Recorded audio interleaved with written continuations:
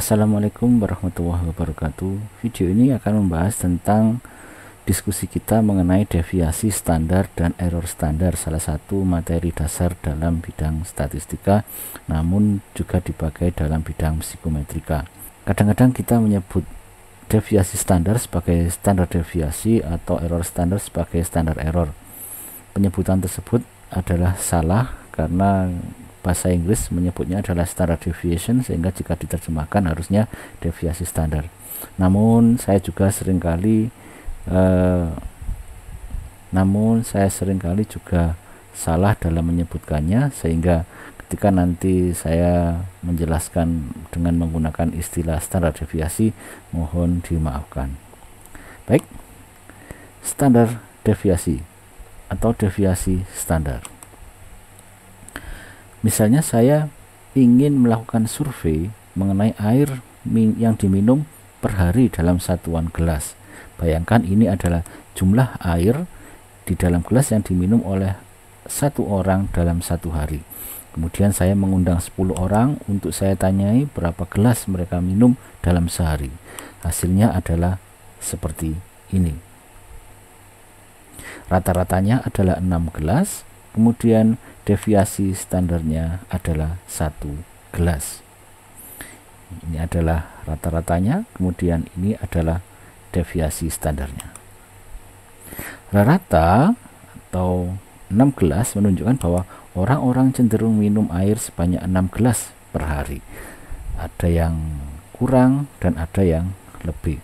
Deviasi standarnya sebesar 1 gelas menunjukkan keragaman orang-orang dalam minum air adalah 1 gelas. SD atau standar deviasi akan membagi data menjadi 6 bagian dan setiap bagian bernilai 1 SD atau 1 interval bernilai 1 SD. Misalnya jika SD dalam data ini adalah 1, yang berapa setinggi-tingginya air dalam gelas yang diminum oleh data kita, sampel di dalam data kita, jawabannya adalah 9. Mengapa 9? Karena SD akan membagi 6 wilayah atau 6 interval dalam sebuah data. 3 ke kanan dan 3 ke kiri. 3 kali 1 ditambahkan 6 sama dengan 9. Demikian juga ke kiri, minimal 3 dan ke kanan 3, karena SD kita adalah 1. Jika standar deviasi kita adalah 2, maka maksimalnya adalah 6 ditambah 6 sama dengan 12. Semakin besar standar deviasi, semakin besar keragaman data kita. Terlihat pada data ini, keragaman data B lebih besar daripada keragaman di data A. Kita lihat standar deviasinya adalah 2, sehingga ketika rata-ratanya 6, maksimalnya adalah 12 dan minimalnya adalah 0.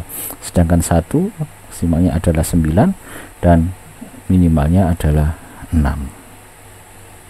Bayangkan jika saya melakukan pengambilan 10 orang lagi, 10 orang yang lain dari yang sudah saya ambil tadi, atau orang yang saya ambil tadi namun pada hari yang berbeda. Masing-masing akan memiliki rata.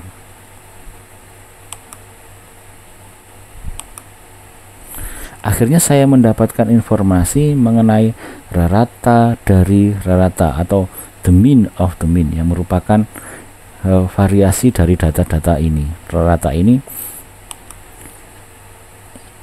akhirnya juga saya mendapatkan standar deviasi dari rata tersebut. Inilah yang dinamakan dengan error standard atau standard error. Yang pertama adalah standard error adalah bahan untuk menunjukkan interval. Error standar menunjukkan kekonsistenan data yang kita dapatkan. Misalnya data kita, terlihat pada contoh ini data kita relatif konsisten ratanya, mulai dari pengambilan yang pertama, pengambilan yang kedua, pengambilan yang ketiga, dan pengambilan yang keempat. Semuanya terletak mendekati 6. Bayangkan jika dari pengambilan satu, kedua, ketiga, dan keempat menghasilkan rata yang berbeda. Misalkan pada sampel yang pertama menghasilkan rata lebih dari 6, misalkan 8, pada hari yang kedua atau sampel yang kedua mendapatkan rata-rata sebesar 4, kemudian pada hari yang ketiga mendekati 6, kemudian pada hari yang keempat mendekati 5. Ketika ini dirata-ratakan, kita akan menghasilkan error standar yang sangat besar. Error standar yang sangat besar menunjukkan bahwa ada yang salah dalam pengambilan data. Bisa jadi pengambilannya karena error dalam pengambilan sampel atau penarikan sampel, bisa juga error terjadi karena alat ukur kita kurang reliabel sehingga menghasilkan informasi yang sangat beragam. Berikut ini prinsip-prinsip mengenai error standar. Error standar adalah bahan untuk menunjukkan interval keterpercayaan terhadap suatu harga statistik. Gambar ini menyajikan perbandingan antara dua peneliti, satu peneliti yang mendapatkan data dengan standar error yang kecil dan satu peneliti yang mendapatkan data dengan standar error yang besar. Peneliti yang mendapatkan data dengan standar error yang kecil akan mengatakan bahwa saya cukup yakin bahwa rata-rata orang minum 5-7 gelas per hari. Dia mendapatkan 6, namun kadang-kadang dari datanya dia mendapatkan 5,5, 6,5 dan sebagainya, sehingga dia mendapatkan 5-7. Kemudian ada peneliti yang lain yang dia mendapatkan standar errornya yang sangat besar. Ketika menemukan seperti ini, dia akan bilang bahwa saya kurang yakin dengan data yang saya dapatkan. Namun jika diminta menjawab, saya akan jawab bahwa rata-rata orang minum air 3 gelas per hari. Dia tidak yakin dengan rata-ratanya sehingga dia menyebutkan interval yang sangat luas. Error standar menentukan signifikan tidaknya sebuah statistik. Misalnya dua orang peneliti menguji perbedaan tinggi badan antara atlet bola voli dan non-atlet. Penelitian yang pertama menemukan bahwa rata-rata atlet tinggi badannya 70, penelitian kedua juga. Penelitian pertama menemukan non-atlet rata-ratanya 65 dan penelitian yang kedua juga. Namun yang membedakan adalah standar errornya. Misalkan penelitian yang pertama menemukan standar error sebesar 0,5 baik pada atlet maupun non-atlet. Kita asumsikan sama gitu. Padahal bisa jadi secara empirik seringkali berbeda. Demikian juga pada penelitian yang kedua, standar errornya cukup besar. Pada atlet yang pertama adalah rata-rata atlet adalah 2 standar errornya, kemudian pada non-atlet 2. Standar error yang kecil menunjukkan interval kepercayaan dari skor yang dihasilkan cukup kecil. Demikian juga pada rata-rata non-atlet cukup kecil 65, namun diperkirakan 64 sampai 65,20. Sedangkan pada penelitian yang kedua standar errornya besar sehingga intervalnya sangat besar. Di sini menemukan bahwa tinggi badan atlet rata-ratanya 70, namun ada beberapa atlet yang tinggi badannya itu 66, ada juga yang sampai 73. Non atlet juga ada yang minimal 61 dan maksimal 68. Kita lihat di sini ada wilayah perpotongan di biru ini, namun tidak kita dapatkan di dalam data penelitian satu ini. Sehingga penelitian satu menemukan bahwa atlet lebih tinggi daripada non-atlet tinggi badannya. Namun pada penelitian 2 menemukan bahwa non-atlet dan atlet tidak ada perbedaan yang signifikan, karena ada wilayah di dalam atlet dan non-atlet yang beririsan sehingga tidak didapatkan perbedaan. Ini adalah salah satu fungsi dari standar error dalam uji statistika. Meskipun keduanya sama-sama menemukan rata yang sama, namun karena error standar statistik pada penelitian yang pertama lebih rendah, maka penelitian yang pertama akan menemukan perbedaan yang signifikan, sedangkan pada penelitian kedua tidak menemukannya, padahal rata-ratanya adalah sama. Hal ini dikarenakan beberapa statistika melibatkan standar error dalam penghitungannya. Jika standar errornya cukup besar, maka meningkat, maka nilai T akan menurun. Sebagai konsekuensinya, ketika nilai T turun, kemudian hasil menjadi tidak signifikan. Contoh yang lain adalah nilai beta. Nilai T didapatkan dari B dibagi dengan standar error. Ketika standar errornya besar, meskipun B-nya besar, namun akan menghasilkan T yang kecil.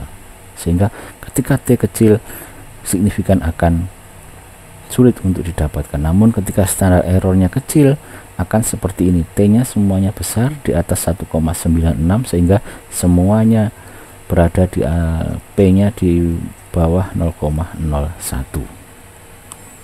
Prinsip yang ketiga, error standar tidak hanya untuk rata, akan tetapi juga untuk statistik yang lain yang memiliki distribusi data. Kita sudah mencontohkan ada T dan ada nilai beta yang juga memiliki error standar. Namun dalam psikometri, error standar juga berlaku pada tingkat kesulitan butir. Misalkan ini sebuah butir diberikan kepada kelas A1, A2, A3 dan sebagainya, sehingga didapatkan min tingkat kesulitan pada kelas A dan min tingkat kesulitan pada kelas B dan min tingkat kesulitan pada kelas C, sehingga didapatkan error standar atau standar error pada parameter butir. Ini contohnya keluaran dari WinSteps. Setiap tingkat kesulitan memiliki error standar. Ini adalah contoh analisis dari program Item Response Theory. A ini parameter daya diskriminasi. Parameter daya diskriminasi juga memiliki error. Parameter tingkat kesulitan juga memiliki error. Yang keempat adalah error standar semakin mengalami peningkatan ketika pada suatu titik statistik tidak ada titik-titik lain yang sama, sehingga kita tidak bisa memberikan kesimpulan mengenai apa yang kita temukan. Prediksi kita didasarkan pada perkiraan yang kurang kuat. Contohnya adalah ini. Berdasarkan persamaan yang dihasilkan, ketika X sama dengan 8, berapakah harga Y? Jawabannya sangat meyakinkan. Antara 2 atau 3. Hal ini kita memiliki data ketika Y sama 88. Berdasarkan data tersebut kita akan mengatakan 2 atau 3. Namun ketika menjawab pertanyaan yang kedua, berdasarkan persamaan yang dihasilkan ketika X sama dengan 20, berapakah harga Y? Tidak ada data yang ada di sini. Ini adalah satu titik, ini adalah satu orang. Tidak ada data di sini, sehingga kita melakukan prediksi yang cukup lebar. Jawabannya adalah antara 8 hingga 12. Kenapa kita memberikan rentang yang cukup lebar? Karena kita tidak yakin X-nya ada di mana. X-nya bisa saja di 8, atau X-nya bisa saja di 11, atau bisa saja di 12. Dengan demikian jawaban kita lebih banyak didasarkan pada informasi yang kurang kuat, sehingga standar error dari jawaban kita cukup tinggi. Kita bisa mengatakan misalnya Y-nya sama dengan 10, namun kesimpulan ini membawa konsekuensi bahwa standar deviasinya cukup besar. Berikut ini adalah bagaimana cara menurunkan error standar. Yang pertama, perbesar ukuran sampel, gunakan alat ukur yang valid dan reliable, lakukan penarikan secara random, kemudian lakukan data screening sebelum melakukan analisis. Baik, semoga bermanfaat. Pertanyaan dan tanggapan sangat dipersilahkan. Request tema untuk divideokan dapat ditulis pada bagian diskusi di channel ini, dan silakan subscribe untuk mendapatkan berita video terbaru. Terima kasih. Assalamualaikum warahmatullahi wabarakatuh.